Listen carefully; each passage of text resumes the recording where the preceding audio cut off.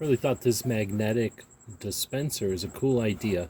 Now it's missing the paper towel dispenser, which goes underneath, but for where we're going to use it, we're not going to need that.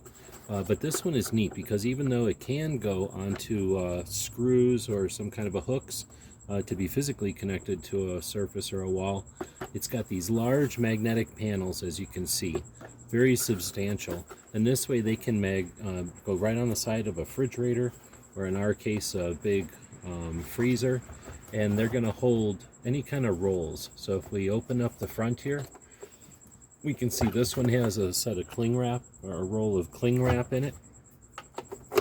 You would feed the roll through, and now it's going to have a cutter. It's a dispenser and a cutter. This bottom one doesn't have anything in it, so you can see how it's real easy to put in any size roll, and this could work for anything from wax paper to parchment paper to cling wrap to foil.